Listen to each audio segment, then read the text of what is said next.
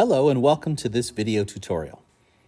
Today we're going to look at how to analyze the work done to compress a gas or the work done by an expanding gas.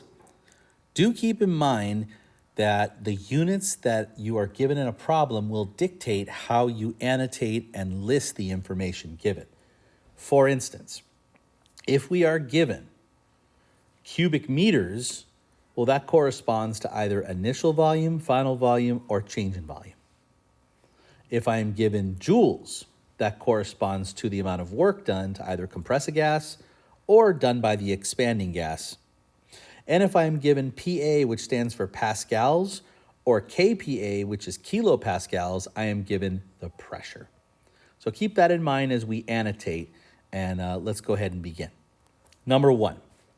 Gas in a container at a pressure of 1.6 times 10 to the 5 pascals and a volume of 4 cubic meters. What is the work done? We're looking for work. If the gas expands at a constant pressure to twice its initial volume. Okay, let's figure out what we're given here. Pascals, given pressure. Cubic meters, we're given volume.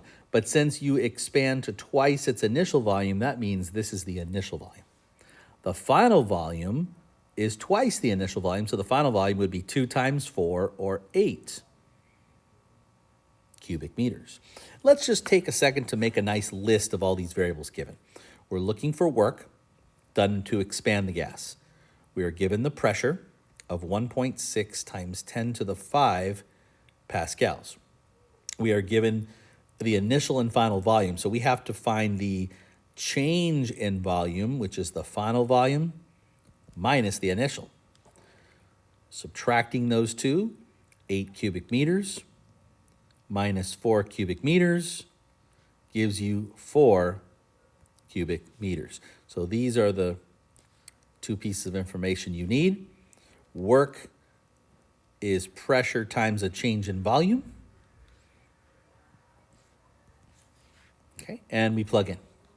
So we're going to plug in our pressure of 1.6 times 10 to the 5 pascals times a volume change of 4 cubic meters.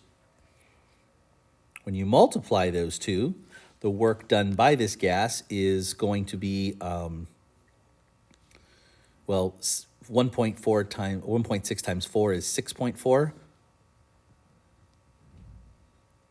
times 10 to the 5 joules, or 640,000 joules. Okay. Now, the work done to compress to 1/4 of its initial volume, well, same idea. It's the same pressure. Still looking for work. This time it's the work done to compress. So what happens here, we're still having the same pressure of 1.6 times 10 to the 5 pascals. But this time the volume change is going to be different. The final volume is 1/4 of the original volume. So 1/4 of 4 is 1. So 1 cubic meter minus 4 cubic meters is a difference of 3 cubic meters. The negative is there just to tell you the volume change got smaller. So pressure times a change in volume is going to be 1.6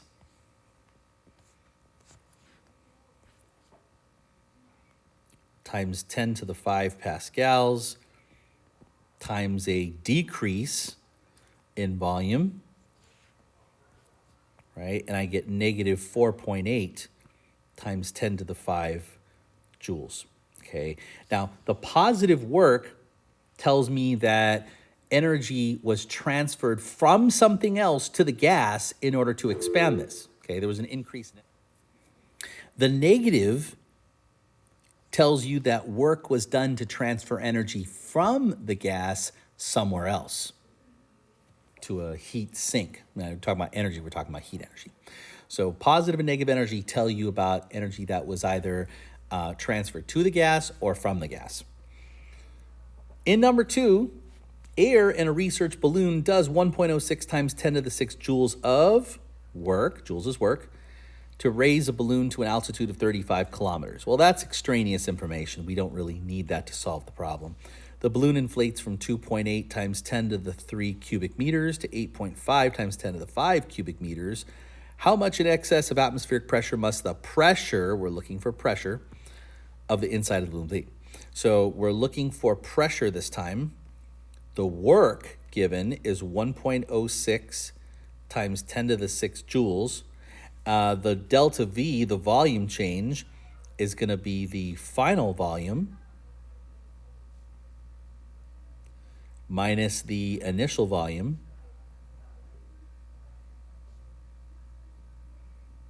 Okay, make sure you subtract those, and we get 8.5 times 10 to the 5 minus 2.8 times 10 to the 3 is 847,200 cubic meters. Now, with the equation, we're solving for pressure. So how do we isolate the pressure? Well, we got to get pressure by itself by dividing away the volume change. So divide delta V both sides, and you'll see you'll isolate the pressure. Work divided by delta V. The work was 1.06 times 10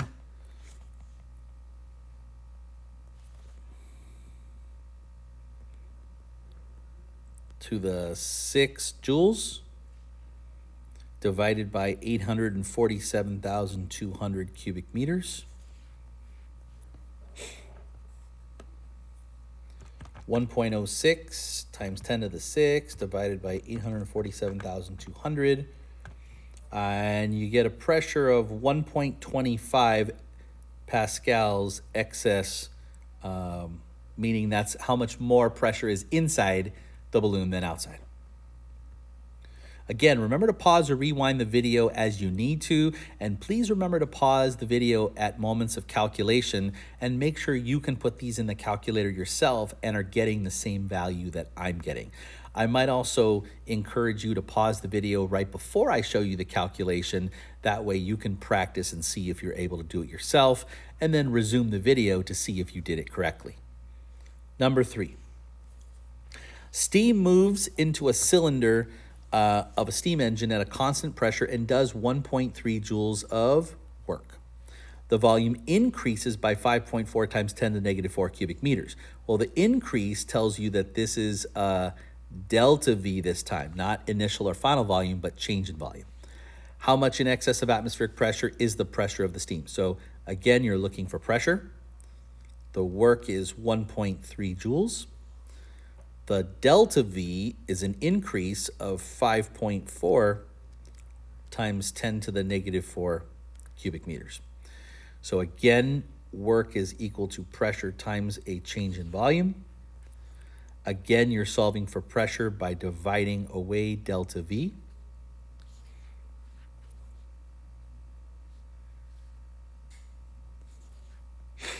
Plug in. We have 1.3 joules. On the bottom, we have 5.4 times 10 to the negative 4 joules. We're going to go 1.3 divided by 5.4 times 10 to the negative 4. And we're going to end up with about 2,407. I would just round that to an even 2,400 excess pascals. So there's 2,400 additional pascals inside the cylinder than outside. And those additional 2,400 pascals are what are doing the work to increase the volume of the cylinder. Number 4. Suppose 472.5 joules of work was required to fill an empty fire extinguisher with compressed nitrogen gas. If the fire extinguisher was filled at constant pressure of 25,000 kilopascals. Now, when you see kilopascals, kilo means 1,000. So 25 kilopascals would be a pressure of 25,000 pascals. We got to convert from kilopascals to pascals. What is the change in volume? We're looking for delta V. So delta V is our unknown. We're looking for the volume change, what the volume increased by. We are given 472.5 joules of work to fill that, expand the gas in that fire extinguisher. We are given a pressure of 25,000 pascals. Okay, start with your equation. Work is equal to pressure times a change in volume. This time, ladies and gentlemen, you're solving for delta V, which means you have to divide away the pressure this time. Delta V is equal to the work divided by the pressure. So the work is 472.5 joules.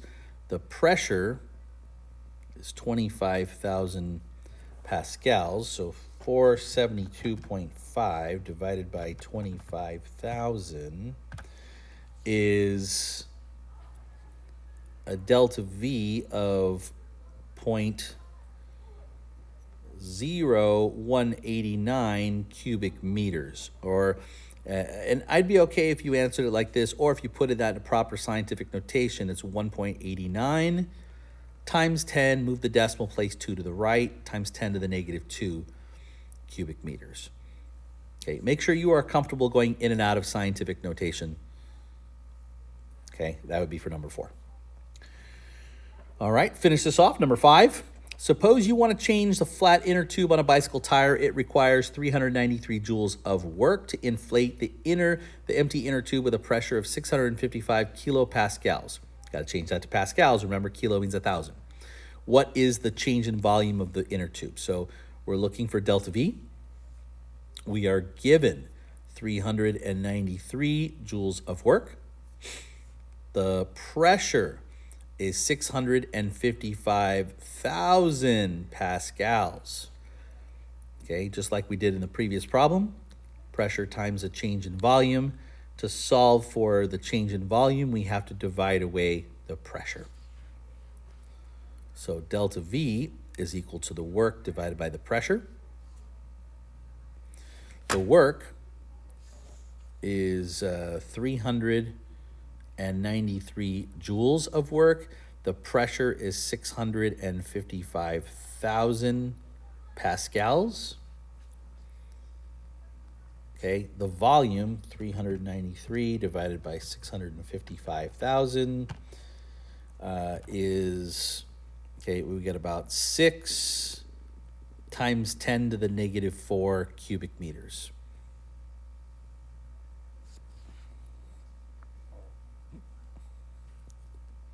Okay, so again, please remember to pause or rewind the video to any part that you need to. And I hope you found this tutorial to be helpful. Thank you. See you next time.